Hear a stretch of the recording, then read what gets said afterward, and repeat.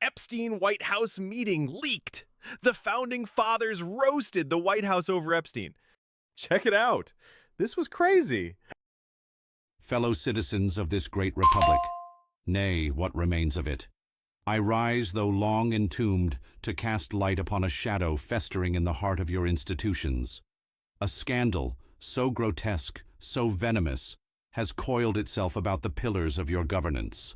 And yet, I see not torches raised, nor truth demanded. I see silence. I see redacted truth, a blot upon your parchment of liberty. You speak of Epstein, a name I scarcely could have conjured in my most lurid satire. A trafficker of flesh and power, bound by gold and secrets to the highborn and well-connected. And what have your stewards done? Have they turned over every stone, exposed every accomplice, tried every sinner? Nay, they have hidden the names, hidden the reach, hidden the rot. When we set pen to parchment, it was to prevent exactly this. A kingdom of shadows, where men of title and treasury act above the law. A republic cannot endure if her most powerful citizens are never brought to account. The crime is monstrous, but the cover-up is treasonous. Let me speak plainly, as I always did.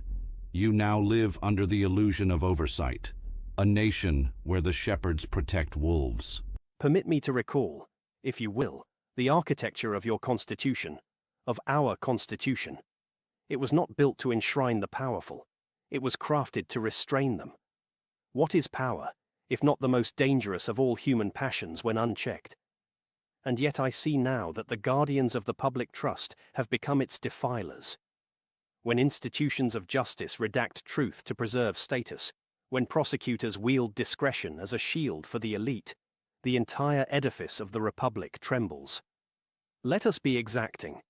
The Epstein files contain evidence, testimony, and, most damning, patterns. Patterns of protection, of obfuscation, of institutional cowardice. And you tolerate this? You allow your courts to wrap the truth in gauze, and your Congress to treat revelation as threat. Do you not recall that we divided powers to prevent exactly such collusion? That we established an independent judiciary, not as an ornament, but as a bulwark? If the judiciary becomes an accomplice to silence, if the executive dabbles in influence, and the legislature cowers in cowardice, then your system is no longer balanced. It is broken. You must restore accountability, or the rot will reach your roots. Were I not long past the grave, I should demand satisfaction from every coward in office who failed to pursue this matter with vigor. Where is the energy of government? Where is the courage to say, this will not stand? The vile conspiracy surrounding Epstein is not merely a scandal, it is a test, a crucible of the Republic, and I fear you are failing. You boast of your wealth, your markets, your innovation, yet your justice is for sale, your banks flourish while your courts whimper.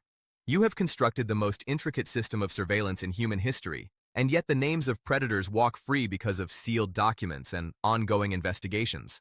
The law does not require perfection. It requires intent. The intent to deliver justice, not delay it until the public forgets. Were I in command, I would convene a grand tribunal of incorruptible citizens, selected not for party, not for pedigree, but for principle. Let them read every page, summon every name, and lay it bare before the Republic. A state that cannot police its elite is no longer a republic. It is an oligarchy with better branding. Let me speak to you not as a founder, but as a man of conscience. The law, sirs, is sacred. It is that which makes us more than beasts. What you now endure is not merely a failure of leadership. It is a failure of moral courage. Do not speak to me of ongoing investigations. While years pass and children become adults, bearing scars invisible to all but God. I remember a time when the press existed to expose, not to entertain. When the people stormed the gates of secrecy, not defended them with hashtags. Where is your outrage? Where is your moral fiber? If this be the age of enlightenment, then you have lit a candle and promptly hidden it under the bushel of political convenience. I once wrote that liberty, once lost, is lost forever. Look around you.